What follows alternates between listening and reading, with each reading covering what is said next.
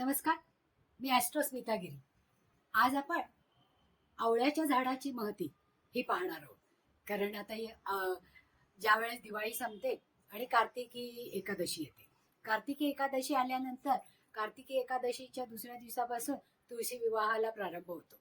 आणि तुळशी विवाहाचा प्रारंभ झाला की पौर्णिमेपर्यंत तुळशी विवाह चालू असतो.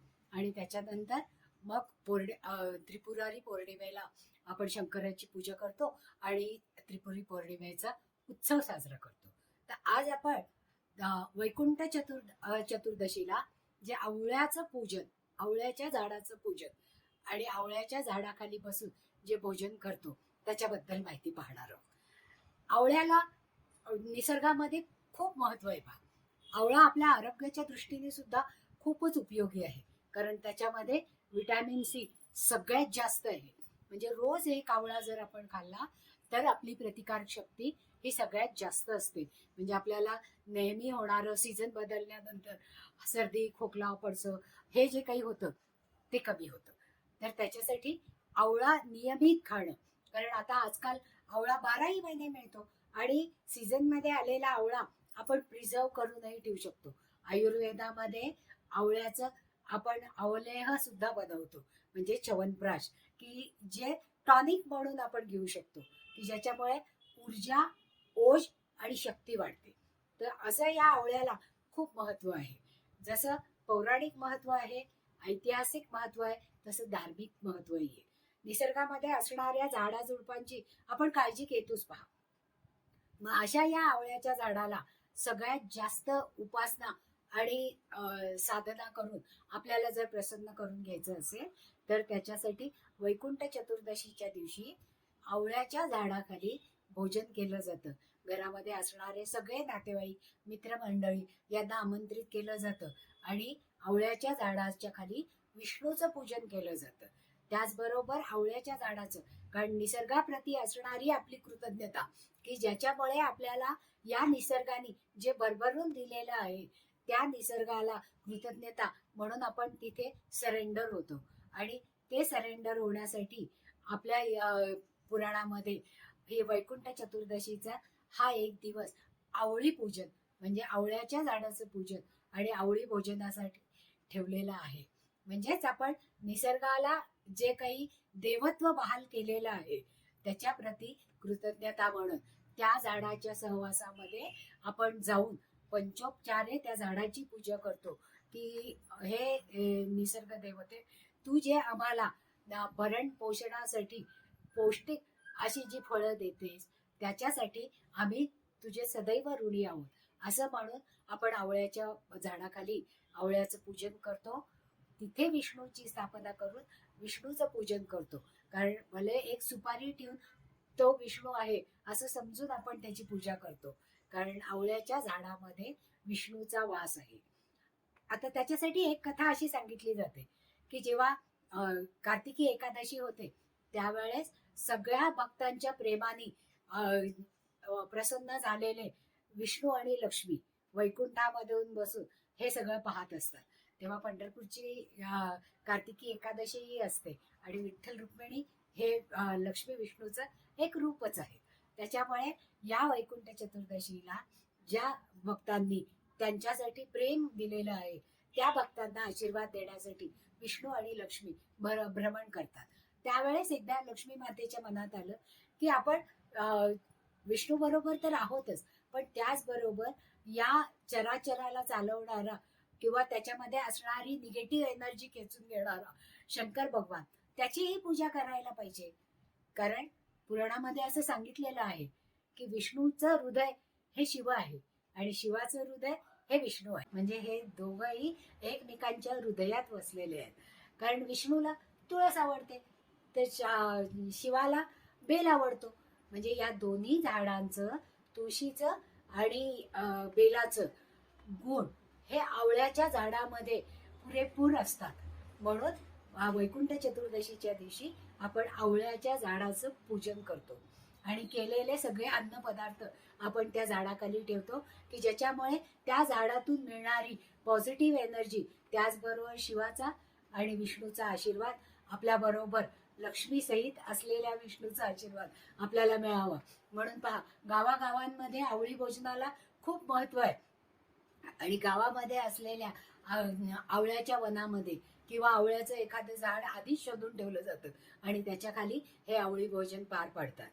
तुळशीच्या विवाहामध्ये आवळा हा प्रकर्षाने लागतोच लागतो पहा.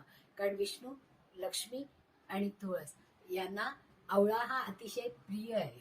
त्याच्यामुळे या आवळ्याला आपण सगळ्यात धार्मिक दृष्टीने सगळ्यात जास्त महत्व देतो पहा.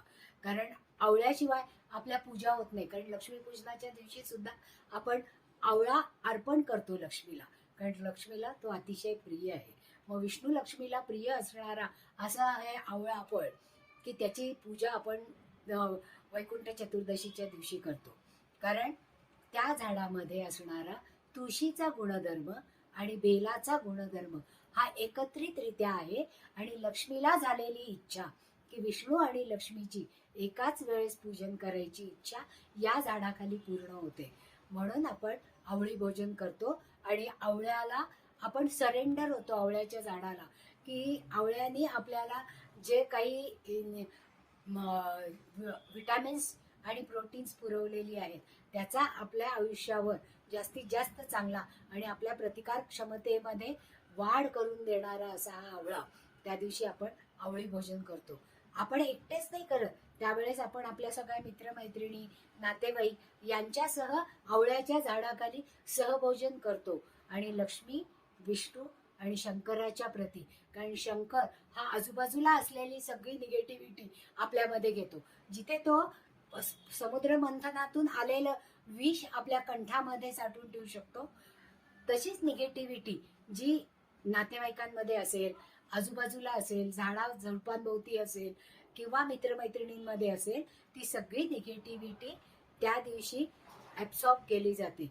म्हणून आपण जेव्हा आवळ्याच्या झाडाचं पूजन करतो त्यावेळेस जे काही पदार्थ केलेले असतील त्याचा आपण नैवेद्य दाखवतो.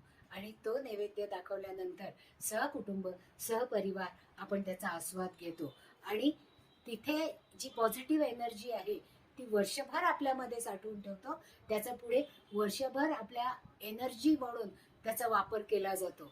आणि मग ही अशी पॉझिटिव्ह एनर्जी जर आपल्यामध्ये आली तर वर्षभर आपण निरोगी, आरोग्यपूर्ण आणि हेल्दी राहून कामामध्ये उत्साह दाखवणार आहोत. अशा प्रकारे आवळ्यासारखं हे उत्तम झाड की जे सुरुवातीला अगदी छोटं असतं. आवळ्याचे खूप प्रकार आहेत पहा, की मोठा डोंगरी आवळा ज्याच्यामध्ये च्यवनप्राश करण्यासाठी जास्तीत जास्त एनर्जी साठवलेली असते. कारण जेव्हा आवळ्याचं सीझन नसतो त्यावेळेस आपण आवळ्याची सुपारी करतो, आवळा वाळवून आवळकाठी करतो किंवा मोरावळा करतो. मोरावळा तर पचनाच्या दृष्टीने अतिशय उत्कृष्ट समजला जातो. पण हा मोरावळा खाल्ला तर जुना असलेला पित्ताचा विकार सुद्धा त्याच्यामुळे कमी होतो. अनुषापोटी जर आपण मोरावळा खाल्ला म्हणजे गुळाच्या किंवा साखरेच्या पाकामध्ये हा आवळा मुरून ठेवला जातो आणि तो खाल्ला जातो. त्याच्यासाठी आपल्या सगळ्या शरीरामधली जी अँटीबायोटिक्स आहेत ती सगळी बाहेर टाकली जातात आणि जास्तीत जास्त एनर्जी अब्सॉर्ब केली जाते. व्हिटॅमिन सी मुळे आपले सेल्स जे बनतात, मृत झालेले सेल्स शरीरातून बाहेर टाकून नवीन सेल्सचं कोलॅजन म्हणजे जे सेल्स जोडण्यामध्ये हे व्हिटॅमिन सी सगळ्यात जास्त उपयोगाला येतं. म्हणून असा हा साधा दिसणारा आवळा आणि स्वस्तही असतो पहा. म्हणजे सीझनमध्ये तर तो खूप प्रमाणात येतो, पण जेव्हा सीझन नसतो त्यावेळेस आपण तो मिठात घालून सुद्धा साठवू शकतो आणि त्याचा वापर आपण वर्षभर करू शकतो. तर असा बहुआयामी, बहुउद्देशी आणि बहुउपयोगी आवळा आपल्याला नेहमीच आवश्यक असतो. तर अशा या आवळ्याला धार्मिक आणि आध्यात्मिक जोड देऊन विष्णू लक्ष्मीच्या उपासनेसाठी आपण त्याचा वापर करतो आणि त्यांचा आशीर्वाद प्राप्त करून घेतो आणि वर्षभरासाठी ही एनर्जी साठवून ठेवतो. तर आवडलं असेल तर लाईक करा, सबस्क्राईबही करा आणि तुमच्या मित्रमैत्रिणींपर्यंत ही माहिती पोहोचवायची असेल तर शेअरही करा. आणि तुम्हाला जर आवळ्याच्या बद्दल आणखीन काही माहिती हवी असेल तर खाली दिलेल्या फोनच्या नंबरवर तुम्ही फोन करू शकता, आमच्याशी संपर्क साधू शकता, मेसेज करू शकता की ज्याच्यामुळे तुमच्या मनात असणाऱ्या विविध शंकांचं निरसन आम्ही करू शकू आणि आवळ्याला असलेलं फळांमध्ये हे सगळ्यात उच्च प्रतीचं स्थान आपण सगळ्यांपर्यंत पोहोचूया आणि त्याच्याबरोबरच विष्णू लक्ष्मीची कृपाही आपल्यावर करून घेऊया की ज्याच्यामुळे शंकराचा आशीर्वाद प्लस विष्णू लक्ष्मीचा आशीर्वाद आपल्या बरोबर राहील.